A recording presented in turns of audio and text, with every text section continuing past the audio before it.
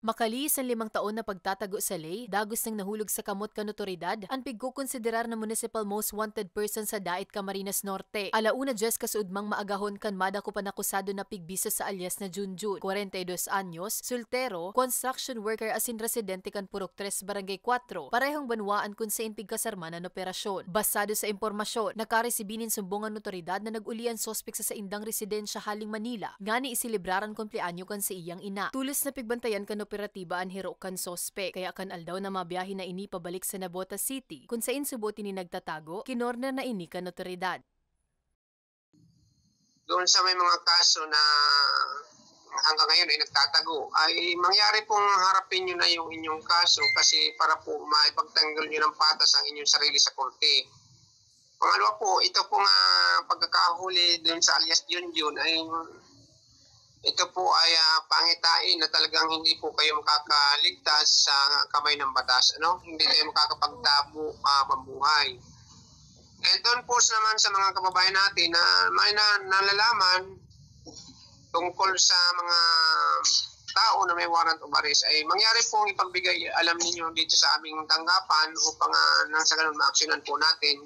And makakaasa po kayo na confidential po ang inyong ipaparating impormasyon. Sa presente, nasa kusodiya na kan Dait PNP ang sospek asin na at tubang sa kasong 2 counts of attempted murder na may rekomendadong piyansa na 120,000 pesos kada kaso. Mientras tanto, arestado man ang pigkukonsiderar na rank 4 regional most wanted person sa Bicol sa pigkasang operasyon sa Barangay Salvacion, Iriga City, alas 5:10 nin hapon kan nakalis na Miyerkules, Hulyo 31 kan pinagkasararong puwersa kan RIDRSOU 5, Iriga City Police Station, asin 92nd Special Action Company 9th Special Action Battalion. Binisto ang sospek na si alias Ropio, 31 anyos, Warangagom, Sarong Paraoma, residente kan Libon Albay na miyembro subuot kan Conception Gang. Sa impormasyon, nagtatrabaho sa syudad nin Iriga ang akusado. Matrayong po ining nadakop sa kusog kan mandamiento de aresto na pigpaluwas ni Presiding Judge Ignacio Cruz Barceliano Jr. kan Regional Trial Court 5th Judicial Region Branch 30 sa Ligao City, Albay, kan Oktubre 17 taong 2023. Nawagan po ako sa mga membro ng Conception Gang hanggat may maaari pa po tayong magbago, sumuko po tayo sa mga otoridad at sa publiko po, makipagtulungan po tayo sa otoridad upang maiwasan po natin ang mga krimen at tulungan po natin silang i-report at magsubaybay po sa mga taong kahina-hinala.